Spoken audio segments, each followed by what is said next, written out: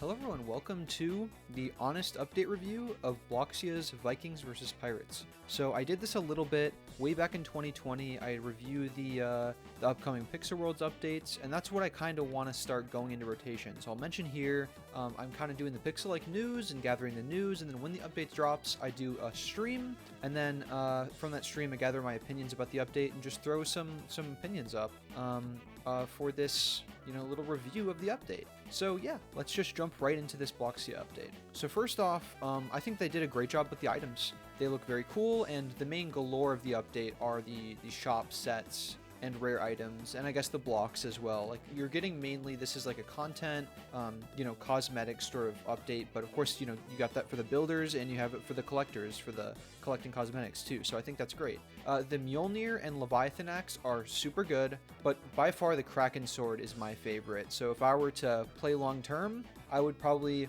open as many of those. Oh gosh, is that the yeah, that's the pirate set, the pirate booster, whatever they call that, a pack, I think. It's a pack, but it's a variable what you get, so there's a rare chance you can get the Kraken sword in the Viking pack, and so I'd definitely be buying it for that, to try to get one, because it looks super nice. 9-bit let me try it out on the stream, so yeah, definitely my favorite item from the whole update. There's also the Ghost pirate set and the Ghost Viking set. So the Ghost pirate set's nice. My favorite element of it, though, is the jacket. It like hangs off your shoulders. It's this like green ghostly jacket. It hangs off the player character. It's very cool. I'm just going to keep saying stuff is really cool, honestly. And then the Ghost Viking set has like these wings, like Valkyrie wings sort of thing. It's very cool, and yeah, I like the jacket part of the pirate set more, but like as a whole, cohesively, the Ghost pirate set is probably what I'd prefer to get long term. I think that one's really cool. I also appreciate that they keep separating the cosmetic packs from the building packs. That's just a simple thing, but in Pixel Worlds, if you were trying to get all these building items, you'd have to try hard to buy a bunch and just hope you don't get all these common cosmetics and uncommon cosmetics. And then if you're trying to go for the wearables and the good wearables, you're fishing through all of these blocks that get filled in inventory. Separating them, I think that is one of the best things Bloxia has done, period. Just in terms of quality of life, separating those things so those type of archetypes of people get to choose, and then maybe you're a builder and you want the cosmetics, you can buy both packs. That's great, but you have that option.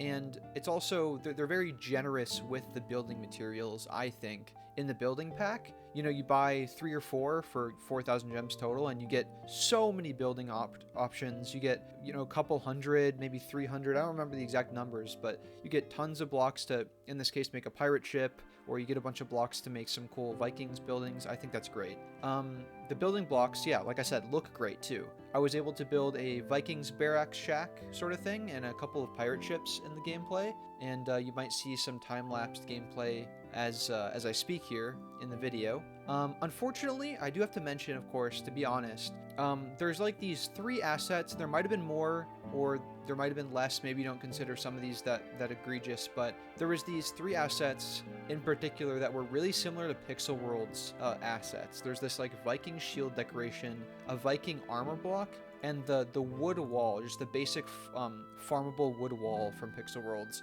looked very similar to certain blocks and props in this Bloxia update.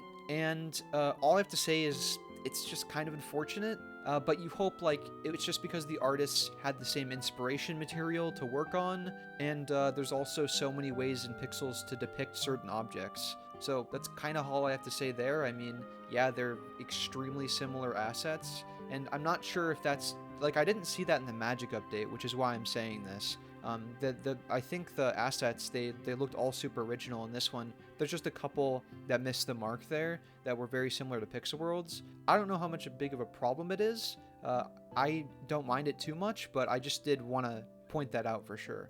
There's also a new gamble box, and I now understand what this means. So when I was playing the Magic update, I saw another gamble box in the shop, but I didn't realize that's what they were referring it to.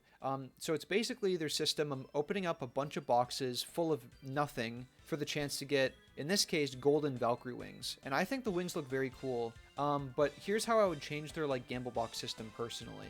I would rather an outright purchase option or like a complex blueprint style system like Pixel Worlds had to get these specific rare items that are inside the gamble boxes, because you know, there's a bunch of different rare, interesting items they dropped this update. There's, of course, the ones that are in the boosters. There's the one special one that you get, I'll mention later, the Mjolnir from, like, breaking iron and stuff.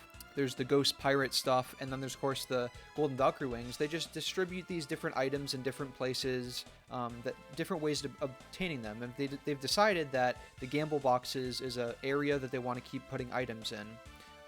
And, you know, like I said, you could just do a purchase option like they had for the Ghost Pirate sets and the Ghost Viking sets. They could also do sort of blueprint or crafting style system like Pixelworlds has, or of course they have those crafting fragments that you get from breaking certain objects like they're doing for the Mjolnir in this case. But if they have to have these rare items in these gamble boxes, I think it would personally be extremely quality of life, extremely player friendly to somehow make it so there's a pity system. So like every 50 or you know, the 100th box you break of a Valkyrie Wings, or maybe it's only you can only break and the boxes and get one item one time total on your account, something like that. But like every 100th box you break, no matter what, for the pity, you get the item from breaking the box. Again, it's kind of tricky to do. That might be too much trouble for what it's worth, but I think that would be really good. It would definitely convince me to actually get the gamble boxes, because as a player, I kind of have no reason to. I feel like I'd rather just save up my wealth enough to eventually buy them outright for another player, because buying the gamble boxes, there's no guarantee. You could, I mean, I don't know the exact chances, of course, but like, this is just random to say. You could buy, you know, 100, 500 of these 2,000 little blister boxes, gamble boxes, and not get the item. You could buy 2 gamble boxes and get the item. And there's a certain amount of fairness that's involved in some of these gambling systems. Like you think of Genshin Impact, right? They've got that pity system for that exact reason.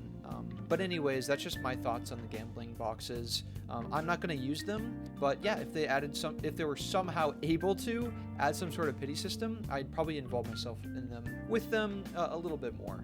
There's also, like I was mentioning earlier with the Mjolnir, there's a time-limited crafting event. You can get Mjolnir by breaking enough iron and getting fragments. There's 1,000 fragments required, and just in my playthrough, about an hour, maybe less, of actually getting the iron and farming the iron, I got like 50. So it's definitely doable. I know there was previous crafting recipes with fragments and stuff. There's like a time cloak, and there's a couple Umbrix fragments, and just based on memory from a couple of the things you can get. I don't know if those are time limited, but those were somehow more. I think maybe one of them is 2,000 and 2,000 fragments to unlock the item or to start crafting it or whatever. But anyways, this is a time-limited crafting event, so you don't have all the time in the world to break iron and try to get your fragments. So I think you might, unless you're grinding like crazy, I think you might actually have to trade with other players to try to get enough fragments before the end of the event. Not sure, but yeah, I think it's overall a good system. It's a cute system to, a limited time crafting event, and you're already breaking iron and ores as you're progressing.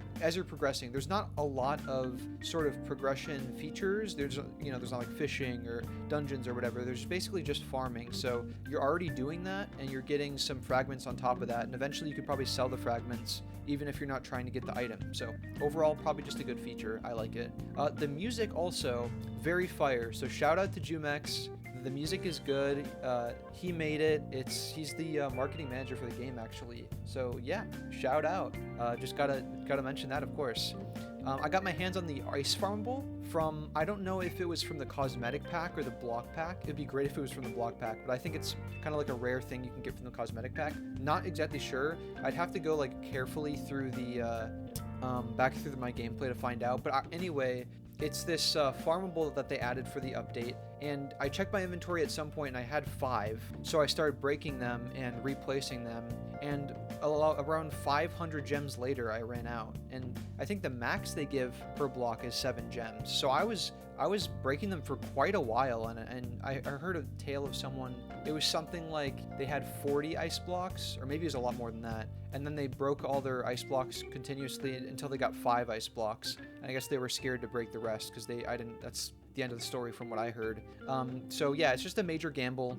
It's not really a complete farmable. You can't get continuously more and more exponentially more ice the more you break it. It's just you can get a few, and for a while you can hope and hope and hope you get more and more, but eventually they'll run out. as time progresses. So yeah, I mean, it's something. It's a cool new sort of farmable item. So if you get a few in some pack you open, you can get some good gems out of it. And I think that that's about that. There's also the 2-hit golden pickaxe from the coffee store. So I definitely recommend, if you'd like to support the game, you get gems and you get this 2-hit golden pickaxe. I don't mind something like this at all. It's similar to like the Black Friday deals or like holiday event item deals and stuff Pixel Worlds did. So I think it's just great funding from the team. And yeah, special 2-hit golden pickaxe. I don't mind that at all being paywalled. I think that's great. And then the final thing is, this is only partially tangential to the update. The mobile release was delayed with the update. I only hope for like continued quality and consistency. So I think it's perfectly fine that it's delayed. I know a lot of people were like, oh, false promises. But I think it's okay to delay something if it's really important that it is quality. And I think, I don't know, I'm not like a mobile player for these sort of games. I'm mainly playing them on Windows, especially since I'm streaming them or I'm recording them on here, so it's more consistent. But yeah, I don't know. I don't mind it being delayed as long as it's going to be a good release and it's not going to be buggy or crappy or anything. And again, it's a one-person team. It's just 9-bit working on the game. So yeah, I really hope it's all good. But yeah, that's about it for my review. I hope you guys enjoyed. I hope you guys enjoyed the update. I would say go check out the update for yourself and let me know what you thought. And yeah, that's about it. I'll see you guys. Bye.